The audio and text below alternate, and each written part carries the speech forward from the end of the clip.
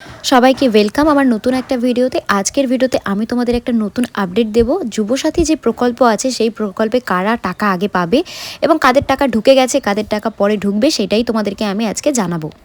তোমরা যারা যারা কিন্তু অনলাইন বা অফলাইনের মাধ্যমে ফর্ম ফিল আপ করেছো তাদের কিন্তু সমস্ত নথি ঠিকঠাক আছে কিনা, সমস্ত নথি ঠিকঠাক এন্ট্রি হয়েছে কিনা, সেই সমস্ত কিছুই তোমরা আজকে আমার এই ভিডিওতে জানতে পারবে। তার জন্য পুরো ভিডিওটা একদম স্কিপ না করে দেখে যাও।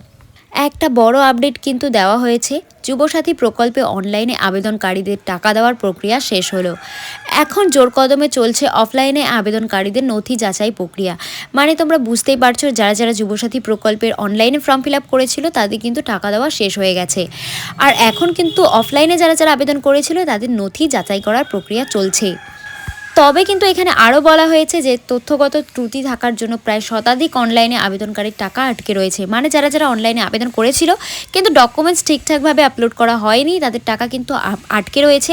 এখানে বলা হয়েছে যাচাই হয়ে গেলে টাকা পাবেন বলে জানিয়েছেন জেলাশাসক প্রীতি গোয়ালে।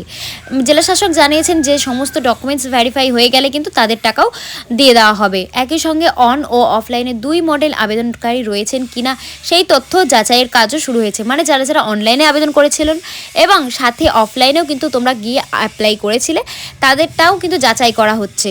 এবং জেলাশাসক কিন্তু জানিয়েছেন যে সরকারি নির্দেশ অনুযায়ী সবাই টাকা পাবেন। কিছু ব্যাংক অ্যাকাউন্ট নম্বরের সমস্যা আছে, সংশ্লিষ্ট উপভোক্তাদের সঙ্গে যোগাযোগ করে ব্যাংক অ্যাকাউন্টের নম্বর ঠিক করে টাকা পাঠানো হবে। মানে এখানে জেলাশাসক জানিয়েছেন যাদের ব্যাংক অ্যাকাউন্টে প্রবলেম আছে তাদের সাথে কিন্তু যোগাযোগ করা হবে এবং সমস্যার সমাধান করা হবে, তারপরে কিন্তু টাকা পাঠানো হবে। প্রশাসন সূত্রে খবর, ফেব্রুয়ারি আবেদন জানানোর পর মার্চের প্রথম সপ্তাহে উপভোক্তাদের ব্যাংক অ্যাকাউন্টে রাজ্য সরকারের প্রতিশ্রুতি মতো 1500 টাকা ঢুকে যায়।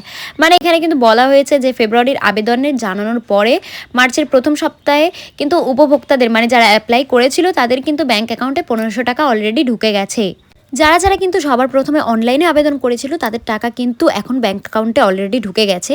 এবং যারা যারা কিন্তু অফলাইনে আবেদন করেছিল তাদের কিন্তু ডকুমেন্টস এখনও ব্লক প্রশাসনের তরফে যাচাইয়ের কাজ চলছে, তাদের টাকা ছাড়া হয়নি।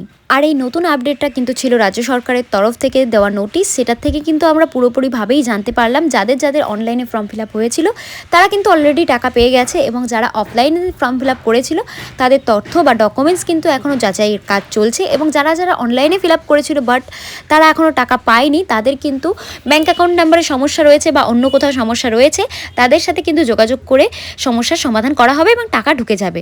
তো এরকম নতুন ভিডিওর আপডেট পেতে আমার চ্যানেলটা অবশ্যই সাবস্ক্রাইব করে